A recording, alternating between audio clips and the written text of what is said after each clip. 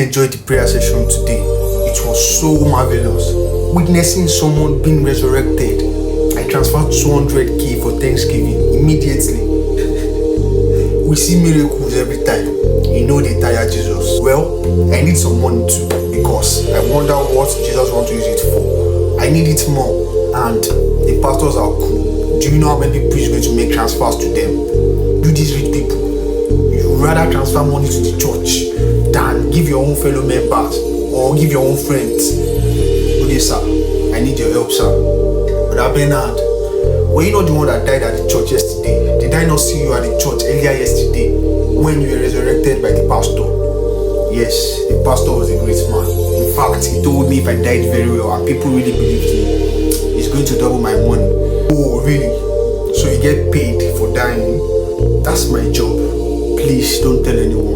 I get paid for dying and being resurrected. I have another gig in another church now and I have to go. Do you have black sunglasses? Oh, so all these miracles that's been fake. Sorry about your death though. Happy resurrection. So what? I'm back now. Glory be to God. I am going to heal my blindness. I have an appointment.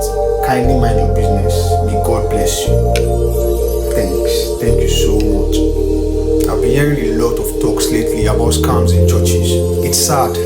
Not every pastor or church is as genuine as they should be. People are being taken advantage of, and it makes the rest of us look bad.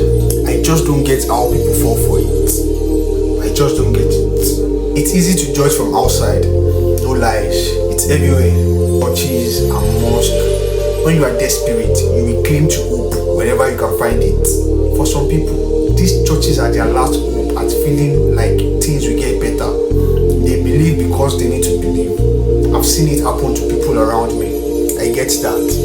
But that is not an excuse for these so-called pastors or clerics to exploit people's faith. They promise miracles, blessings in exchange for money, and then nothing changes. Maybe something changes for some people sometimes based on their hard work, but in reality, nothing changes.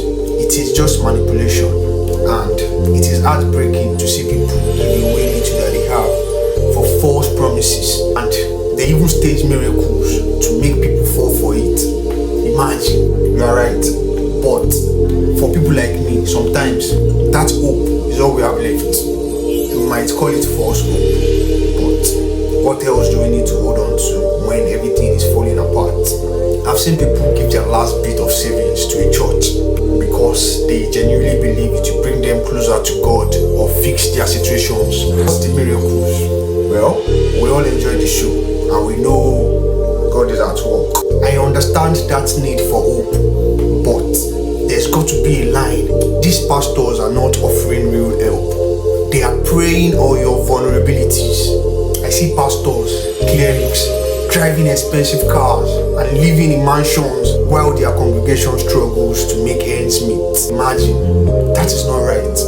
The money should be going back into the community, not into the pastor's pocket. Well, it's true.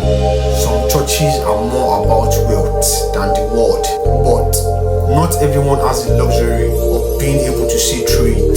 For some, the church is the only place that offers them any sense of belonging or purpose or entertainment at times.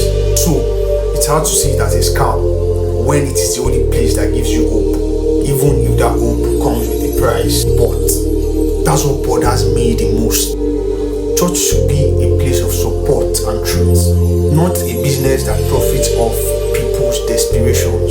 It's one thing to ask for donations to keep the lights on, but it is another thing entirely to ask for money in exchange for a blessing. That is not faith, that is exploitation. I don't disagree with you. I've seen the same things and it makes me angry too. But not everyone has the ability to step back and see it for what it is. When you are struggling, when you don't know where your next meal is coming from, cling to whatever hope is in front of you, even if it comes from people trying to take advantage. I get that. But the church should be a place that uplifts, not the one that takes advantage. Are there genuine churches out there that help their communities, that actually practices what they preach? which is giving to the poor, giving back to the community, the real poor people in the community. If there are real churches out there that support the poor, that actually gives back to the community and gives to the poor, then those are the ones we should be supporting. We've got to help people see the difference. It's not easy though. You can only support if you have money anyways. When you've been beaten down by life, you are not always thinking about who is genuine or not. You are always looking for a lifeline. But you are right. We need more churches that actually help, that gives back to the community, instead of just taking. Maybe if more people spoke up during these miracles, things will start to change. Maybe like stabbing the corpse to see if he's really dead before the pastor resurrects it. You are funny. I hope so.